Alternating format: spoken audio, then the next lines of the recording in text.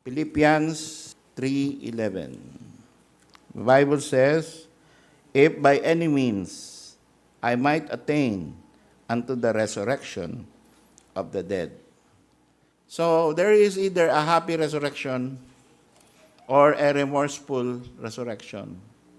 Para sa mga masigasig ay bibigyan sila ng masayang pagkabuhay na muli.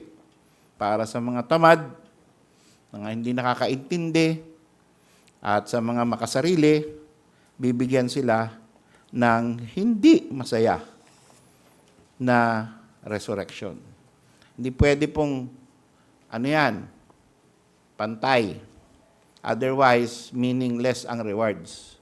Pagka pantay-pantay, halimbawa, kagaya nito, meron tayong mga K11, K12, no? Si Ian.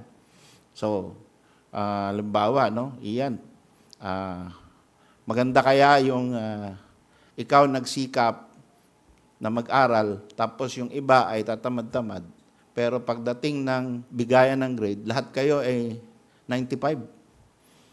Di ba? Hindi pwede yun, di ba? Hindi maganda yun. Nagsikap ka. Tapos yung mga hindi naman nag-aaral, nagbubulakbol lang, 95 din. Hindi maganda yun. So, ang Panginoon natin, ganun din. Na, siyempre, yung andito lagi, nag-aaral talaga, seryoso. Yung napag-aralan nila ay binibigay nila yung best nila sa buhay nila. That will have a happy resurrection. Because meron silang reward. Pero yung mga wala lang, no? Absent, tapos parang baliwala lang yung naririnig nilang preaching. Merong bigayan, di sila bibigay. Lahat para sa kanila. Tapos, ang daling magtampo. Eh di, syempre, hindi pwedeng pareho lang yan ng masisipag. Pareho lang yan ng mga nakakaintindi ng doktrina, siniseryoso ang pagiging Christian. Naglilingkod sa Panginoon. Hindi pareho yung naglilingkod at saka yung tamad-tamad. Okay? At sarili lang ang pinaglilingkuran. So that is why, sinabi nga sa Philippians 3:11, if by any means I might attain. So yung salvation natin is not an attainment. It is not by works. Ang salvation natin, ang atin pong kaligtasan, ang buhay na walang hanggan, ay hindi yan attainment na kung saan baga parang nagsikap ka kasi. Pinagtrabahuhan mo talaga kasi. Kaya yan, save ka tuloy. Hindi ganon. Hindi yun ang ibig sabihin nun. Ang ibig sabihin nitong word na ito ay kapag sino man ang nagsisikap to know Him and the power of His resurrection and the fellowship of His sufferings and be made comfortable unto His death. Ibig sabihin, yung buhay mo ginamit, talagang inalay mo kay Kristo. No? Iba yung nakilala mo si Kristo, pumasok sa si Kristo, that is salvation, that is free. Yan ay beginning ng Christian life. Kahit na ano pa nangyari after that, you are saved. By grace yan, libre yan. Pero after salvation, ay kailangan ito, sabi ng verse 10, that I may know Him. So we begin our journey in this life to know Him more. And when you know Him more, you conform to His image. Gagayahin mo siya, yung faithfulness niya, yung knowledge niya, yung obedience niya sa Father, yung doktrina, yung doctrine of Christ. Eh wala ka sariling doctrine. Kaya nga, isa pang title na ginawa ko dito are you doing it my way or God's way? Ba? Kasi merong mga mahilig kumanta ng I did it my way. So pagka yan ay isinabuhay mo yan, na I did it my way, kaya kontento ako sa gawa ko, sa desisyon ko yan, pananagutan ko yan, totally, alam mo na agad dapat na Hindi yan ang kalooban ng Diyos. Because kalooban ng Diyos is God's way, not your way. Your way should be under the will of God. Kaya tayo nag-aaral, kaya may church. O kahit ilang church ang lipatan mo, ganun yun. Kahit kanino kang makinig na pastor, laging ang tinuturo, God's way, God's will. Not your will. Sabi nga ng Panginoon din, not my will. Panginoon na yun, ha? Not my will, but thine be done. So, hindi mo pwedeng sundin ng kung ano yung naisip mo, kung ano yung feelings mo, kung ano yung emosyon mo, kung ano yung nagustuhan mong decision sa buhay dahil doon ka masaya. Yun na yun. Hindi pwede. Pag may nakakaramdaman kang kalooban mo, aaralin mo yung salita ng Diyos. Whether with the church, with the pastor, or alone, ang mag-ahari, salita ng Diyos. At lagi ka itutulak ng salita ng Diyos sa ganitong desisyon. Yung will mo, yung pakiramdam mo, tabi mo. Yung kalooban ng Diyos, yan ang gawain mo. At yan hindi darating sa'yo sa puso mo na naramdaman mo lang. Makukuha mo yan sa mind mo sa pamamagitan ng pag-aaral ng salita ng Diyos. At kung kapos ka, you do it with people. People who are learned in the Word of God. Hindi pwedeng sabihin na, kasi ito ako ganito ko pinalaki. Ito yung napasukan kong desisyon. Kaya, okay ako dyan. Buhay ko yan. Huwag niyong pakialaman ng buhay ko. Mali nga eh. Hindi nga pwede yung your way or my way. Kaya nga tayo ginawang Kristiyano ng Panginoon, not my way, but God's way. Tapos pipilit mo, yung buhay ko to. Ayun, ibig mo sabihin, ayoko ng kalooban ng Diyos. Di na ako magre-research, di ko na kailangan mag-research. Palagay ko, tama yan. Kasi yan ang pumasok sa isip ko. Diba? So, yan ang problema ng mga tao ngayon. Yan ang problema ng whether matagal ka ng Kristiyano, bata ka pang Kristiyano, no? At mas masama, kung ang tagal-tagal mo ng Kristiyano, my way ka pa din. Para ka walang pinagkatandaan sa pagka-Kristiyano. Intindihan natin yan sa mga batang Kristiyano eh. Yung kasi save pa lang. No? Kababaptize pa lang. Naintindihan natin, baby pa kasi yan eh. Sige, pagtyagaan natin, matututo din yan. Pero yung ang tagal mo na, no? Pinagmamalaki mo, 10 years ka na, 20 years ka na Kristiyano. My way ka pa din. You deserve unhappy resurrection. Kung if ever na nakamatayan mo na, kinuha ka ng Panginoon na nasa my way ka pa din, no? Pagdating ng judgment of Christ, hindi tayo hindi ka na dapat magulat na bakit sila ang daming crown, ba't ako wala? Yung crown na ina-anticipate ko dahil meron din naman akong contribution, tinanggal pa. Ba't ganun? Sinabi na ko na nga sa inyo, sinabi na nga ng Bible na merong kalalagyan yung mga tao na sarili nilang kalooban ang ginagawa at hindi nagpapasakop sa kalooban ng Diyos. Now, how do you know if you are implementing God's way? Number 1, God's way is always doctrinal. Ibig sabihin, Bible-based. Hindi pwedeng God's way is based on emotions, feelings, or panaginip. No? Tapos na yung mga panahon ng panaginip eh. Tapos na yung panahon ng, or halimbawa, narinig mo yung pastor, na etong gawin mo. O, kaya gagawin mo yon dahil sa sinabi ng pastor kahit wala sa Bible. Mali yun. That is trusting in man, not trusting in God. O minsan kahit kontra sa Bible, gagawin mo kasi sinabi ng pastor. Alam niyo may mga churches ngayon na may goons yung pastor. May goons. Handang pamatay para sa pastor nila. Na-baptize. No? Saan nila nakuha sa Bible yun? Ay hindi, pastor namin yan eh. Binigay ng Panginoon sa amin yan eh. Kaya kung iinsultuhin niya yan, magkakapatayan tayo. Saan nakuha yun sa Bible? Di ba? So, sila na lang yun eh. Naging na silang sindikato eh. Naging na silang mga mason.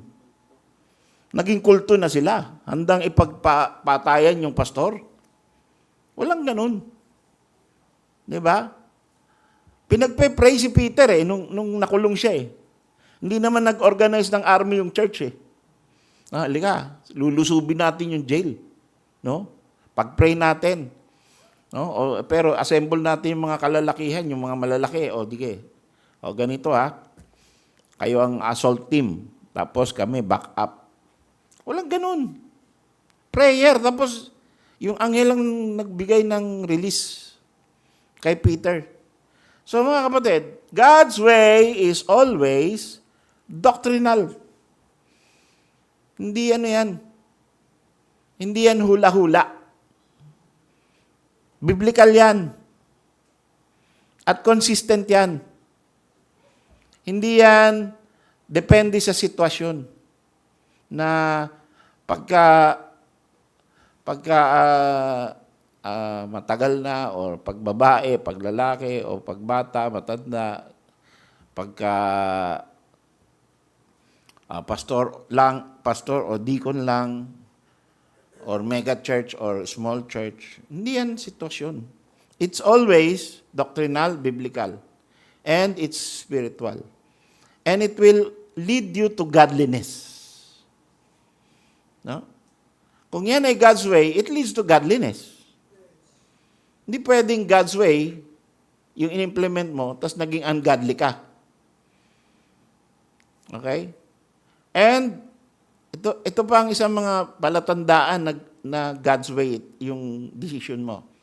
Sometimes, or oftentimes, it is the difficult way. Hindi yung madali. Sabi, that I may know Him, and the power of His resurrection, and the fellowship of His sufferings. Sa Philippians 1:29, for unto you it is given in the behalf of Christ, not only to believe in Him, but also to suffer. So, fellowship of His sufferings. Kaya pag pinopursu mo yung kalooban ng Diyos, yung difficult. No? So, ano ang mas difficult? Halimbawa, pagtungkol sa church relationships, no?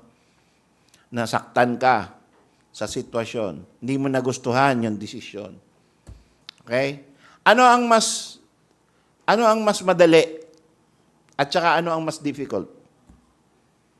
Mas difficult ba yung ikaw ay umalis na lang? O mas madali yon? Ba? Mas madali umalis.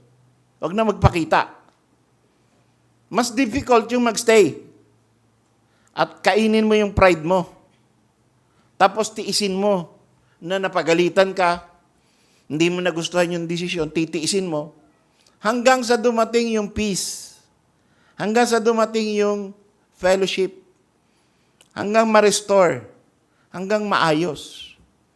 So, maaaring dadaan ka sa malungkot na episode sa buhay mo. Pero nagre-remain ka. Mas mahirap yon. Ang mas madali, escape. Tara, alis na tayo. Hindi ko nagustuhan. Di maganda. Maghanap tayo ng maganda.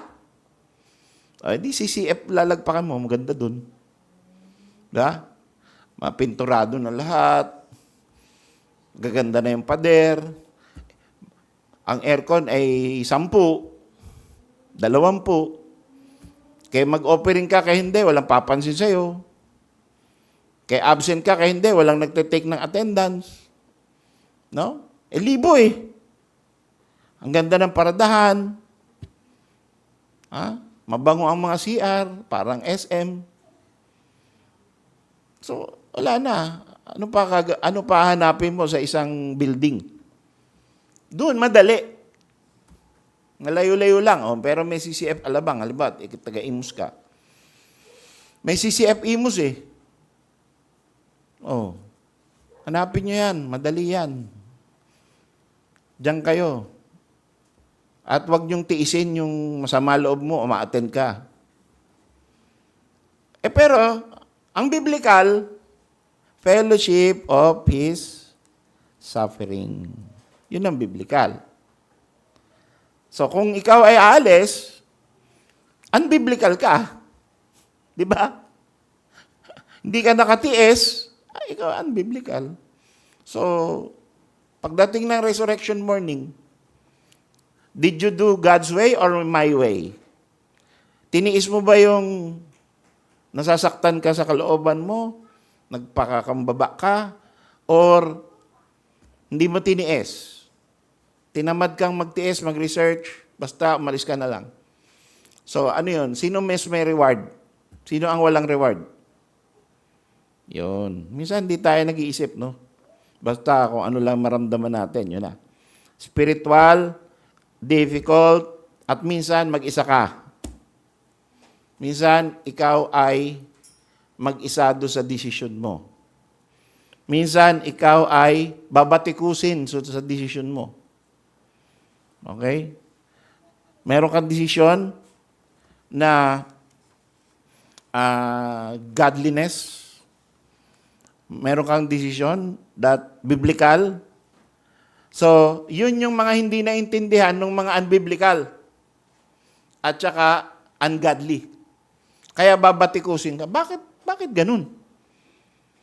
No? Bakit binigay mo yan imbis na pera mo na yan Ba't nagbigay ka pa? Ba't di mo kinuha lahat? Gastusin mo sa iyong sarili. Bakit diyan ka pa rin? May mas malapit at saka may mas malalaki. Bakit meron namang mas marami? Hindi ka na mapapansin. Diyan ka pa umaattend, mas kokonti. Nakikita kayo. Ang daming bakit Ang daming batikos No? So, pagka ikaw nagdidesisyon sa buhay mo, sa buhay spiritual mo, pagkatapos ang decision mo ay yung difficult, biblical, God's way, usually it is misunderstood by the carnal people. Hindi nila maintindihan ka bakit ka ganyan. No? Minsan merong sinabi sa amin, yung aming lumang pastor. Pagka ikaw ay halimbawa, tindera ka, tapos nagtitinda ka ng alak, okay? Naligtas ka. Tatanggalin mo yung alak, sigarilyo, beer sa tindahan mo. Yun ang malakas bumenta Pag sari-sari store ka, no? Kaya yung iba, yan, may special license pa yan Dahil alam nila na meron po ba kayong lapad, may 4 kantos ho ba kayo? Meron ho ba kayong may mga license special yan kasi bestseller yan kahit nakalagay it is dangerous for your health, yun pa rin ang gusto nila. No? So, na-save yung may-ari. Na-save. O, halimbawa, siya, betting station. Di ba? Sipin mo, no? Kumikita ka, ikaw ay yung bahay mo, ginawa mong off-track. Yan. Off-track betting station. Hindi kaya lottery. No? Or isabong. Yan. Lakas kumita ng mga yan. Isabong. Naligtas. Nagpipreach ngayon yung pastor. No? Yan, diyan mo pinapakain yung pamilya mo. Diyan ka nagkakaroon ng magandang kotse at lahat. Ang ganda ng buhay mo. Biglang naligtas. No? Naging baptist. Pinipreach ng pastor, masama ang sugal. Nakakasira ng buhay. Wala yan sa kalooban ng Diyos. Yun ang buhay mo. O anong gagawin mo? Lilipat ka ng church? para yung church na lilipatan mo, sasabihin, okay lang yan. Ha? Okay lang naman yan. Masyado naman yan. Si Pastor Nilo, masyado strict yan eh. Dito na lang kayo. Walang papansin sa inyo. Kung ano man ang negosyo nyo, okay lang yan. Magbenta kayo alak. Beer house, yung may nagsasayaw, okay lang yan. So, iba-iba. Di ba? Siyempre, yung tao na gusto niya ipagtanggol yung kanyang lifestyle, aalis. Doon pupunta sa pwede. So, yun yung sinasabi natin na merong misunderstanding, it is contrary to human nature, maraming dispute, ikaw ay mapapansin at dabatikusin. Pag ang ginawa mo ay God's way instead of my way. Yan. So, being led by emotions, that is going your way. Pipilitin mo yung pride. Pipilitin mo yung motibo mo. I-reason out mo yan. Sabi mo, pwede naman siguro. Hindi naman nila ako naintindihan eh. Alam mo, merong isang member ng church na sumama siya rin sa may asawa. Tapos nung sinita, bakit ka sumama sa may asawa? Dalaga ka naman. Ang dai-dai namang walang asawa. Ang dai nanliligaw sa'yo. Bakit doon sa may asawa ka sumama? Sabi, kasi hindi nyo naman kami naintindihan eh. Yun. Usually yun ang defense. No? Pag puso ang nagdikta, hindi nyo maintindihan yan. No? Kahit na kahit puso, kahit kahit kasalanan, hahamakin ng lahat. Masunod ka lamang. Iyon.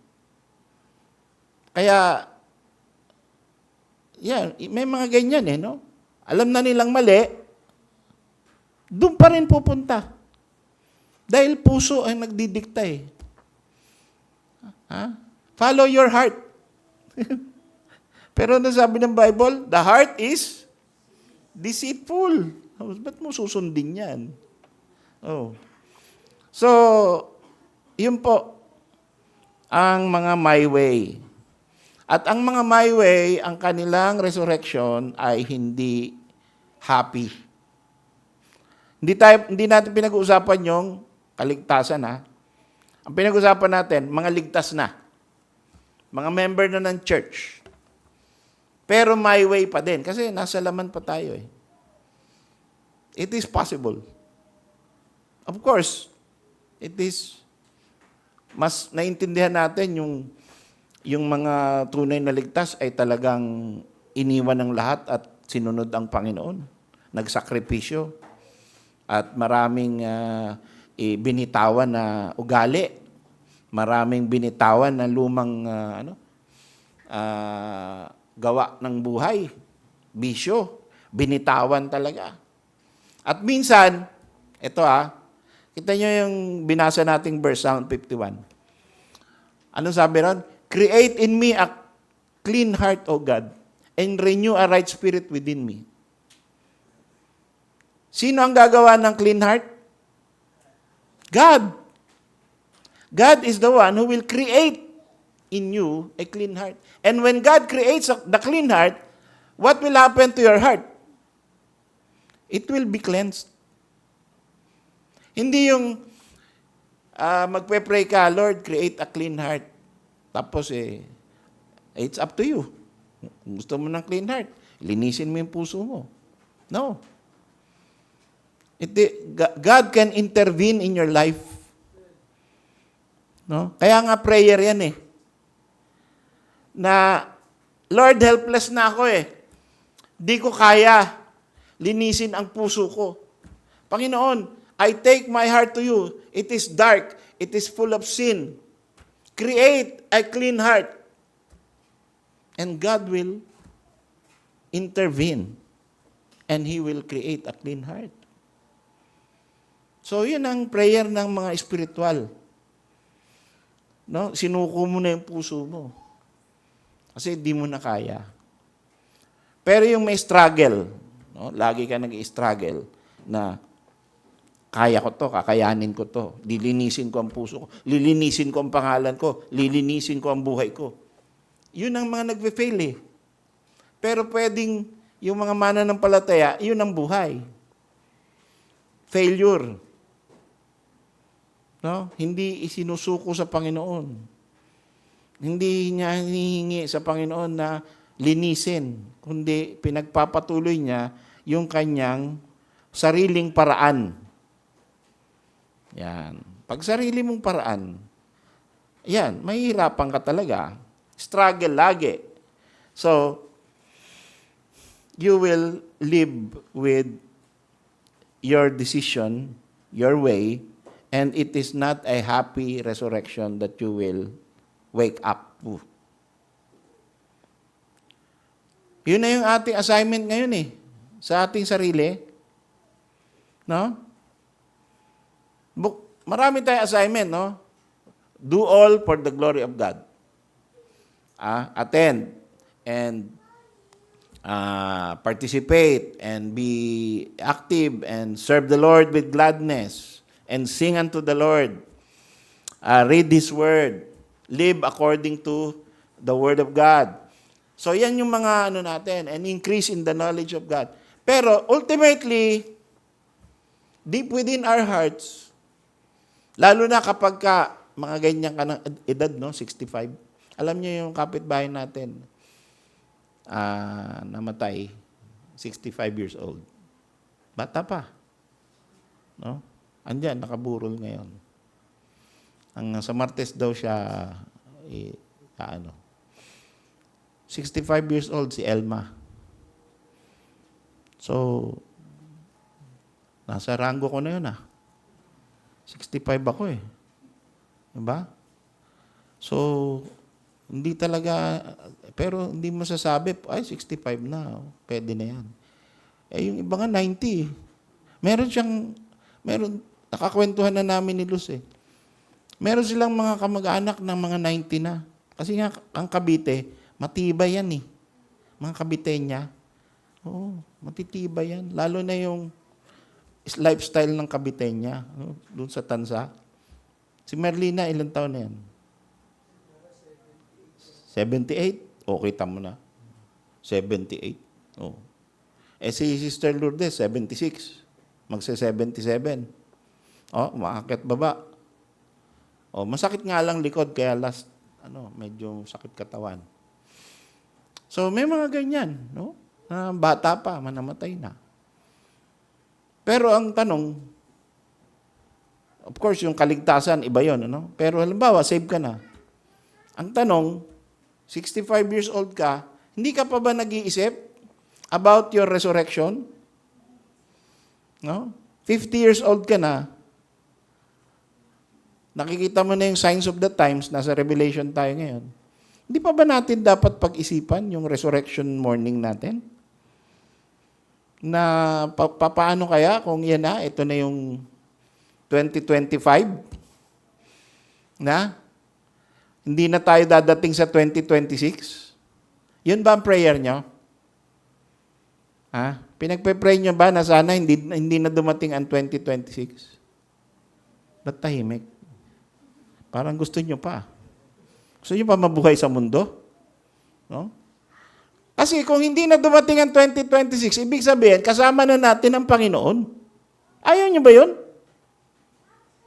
Ayaw niyo pang makasama ang Panginoon? Gusto niyo pang magpatuloy dito? Di ba? Siguro yung iba sabi, pastor, 65 ka na kasi, kaya ganyan ka magsalta eh. Kami, 30, 40 pa lang kami.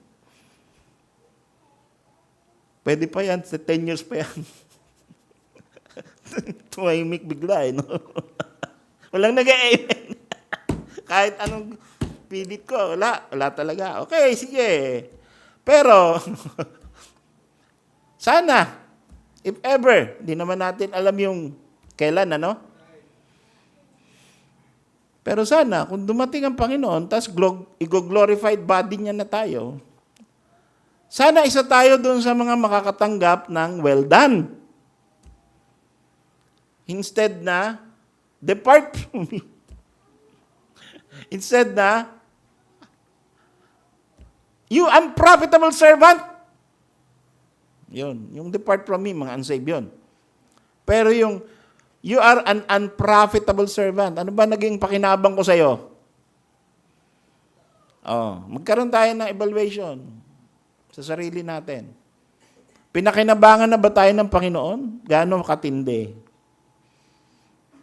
Siguro sabihin mo, alam nyo yung mga may happy resurrection at saka yung mga may alam nila yung kakayanan nila na hindi nila natotodo pa. Sabihin nila, wala pa nga po eh. No? Pag nag-self-evaluation ka, sabihin mo, wala pa nga eh. Diba? Sana mabigyan pa ako ng a little while ng Panginoon para makabawi, makaporsigi pa bago siya dumating. No? Sana. Sana yun ang desire natin. Let me share to you 3 verses before I end. The Bible says in Romans 14:10 to 12. Romans 14.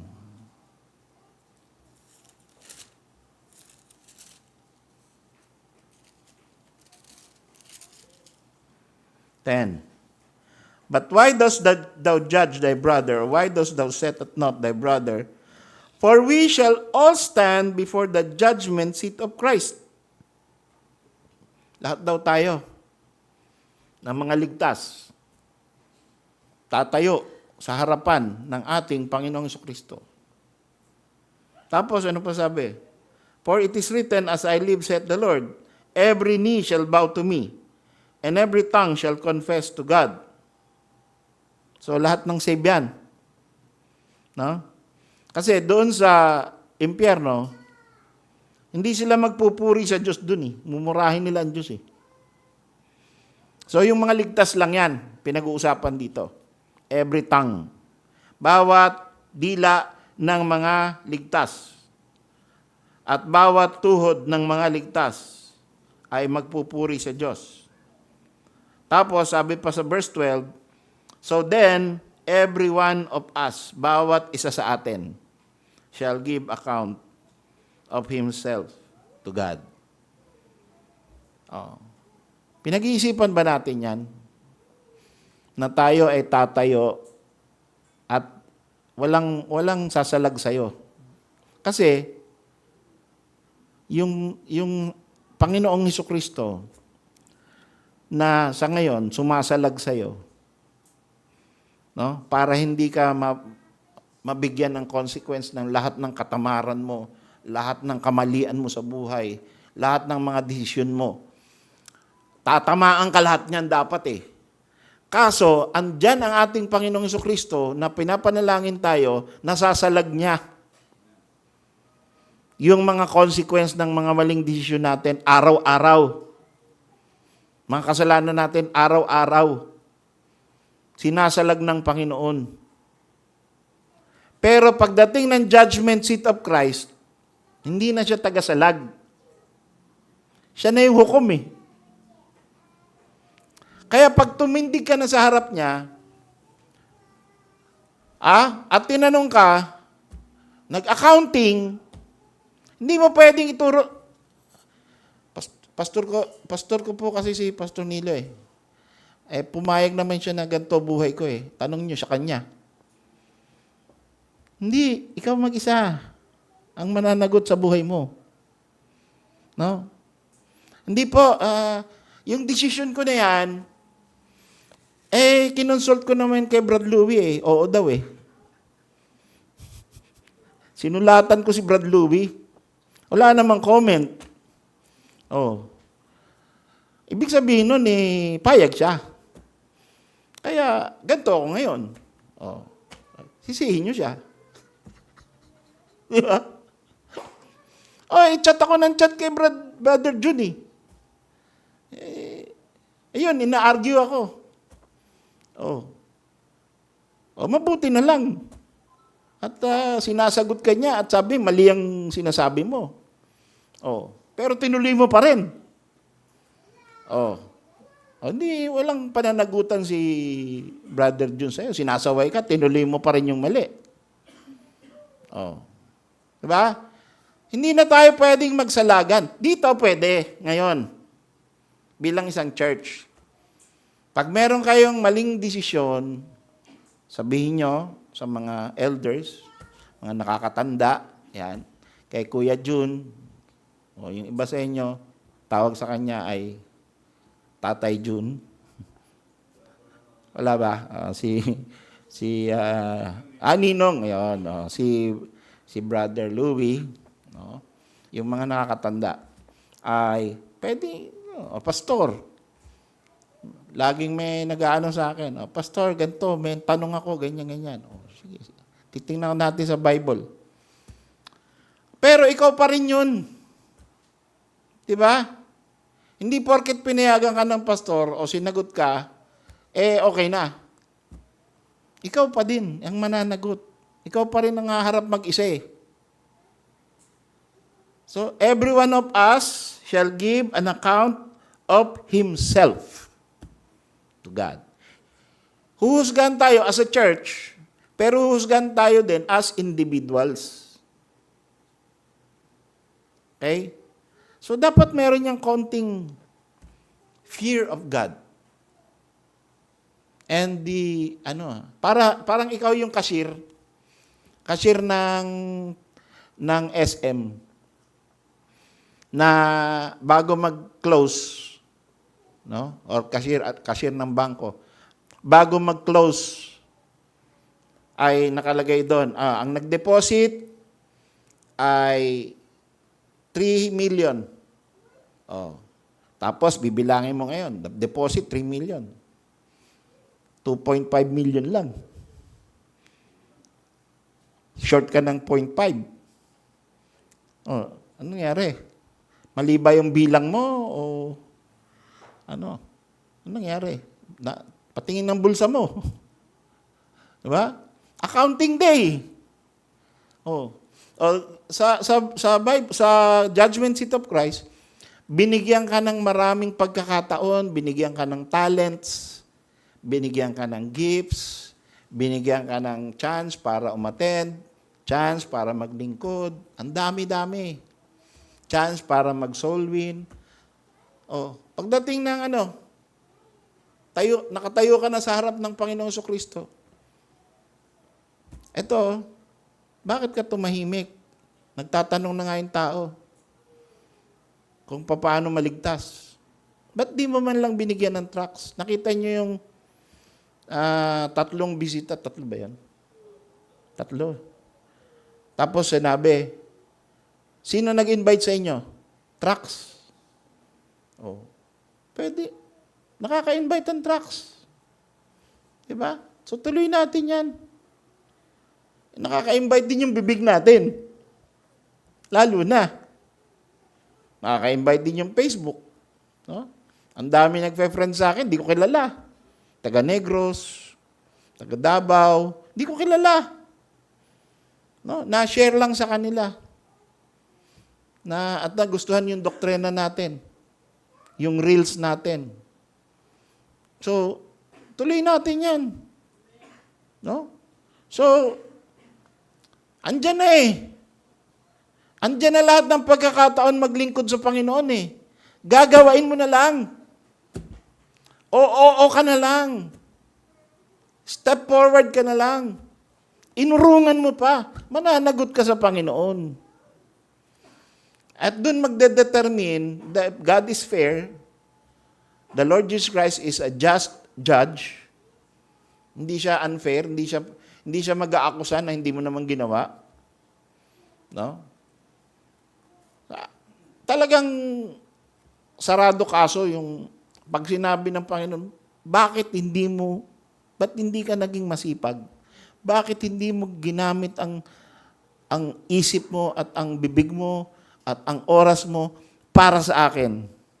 Diyan sa event na yan. Bakit ka nanatili sa bahay? Bakit nanatili ka tahimik? Wala kang masagot. So, masaya ba ang resurrection ng ganon o malungkot? Di ba? Pagka nakikita ng lahat ng buong Christians, lahat na nakatahimik ka lang. Pero pwede bang merong masaya? Meron! Pagka ikaw talaga naglingkod sa Panginoon at lalo na yung namatay para sa Panginoon. Nakalagay sa Bible sa Revelation, no? They suffered death for their testimony of Jesus Christ. Masaya yun. Minsan nga, iniisip ko, nung nasa Saudi pa no? Sabi ko sana po, Lord, hindi ako yung puputulan ng ulo para lang mapatunayan ko na loyal ako sa iyo. Pero hindi ko alam kung kaya ko yun. Kaya lang, sana hindi. Mahirap din Kaya iniiwasan ko yung dira Alam niyo yung dira, no? May mga bakat pa ng dugo dun mga naputol. Iniiwasan ko yan lagi ako pumupunta ron dahil electronic shop yun Parang may nakikita ka nakatungo dun no? So, kahit yung Arabo na kaibigan ko, manager, sabi niya, Mr. Nilo, this is where they cut the head. Ba't kaya siya bumubulong, no? Takot din siya Bumubulong. Ting dadaan siya ron, bumubulong. No? So, solemn din yung lugar na yun. Daing ulo na natanggal dun Pero, wala tayong magagawa kung yan na binigay ng Panginoon na yan ang dulo natin. Siyempre, paghawa ka na ng mga tao. Anyway, we shall all stand before the judgment seat of Christ to give an account of ourselves. And that is that when we will have whether happy resurrection or remorseful resurrection. Pag-isipan natin yan, mga kapatid. And let's bow down our heads in closing.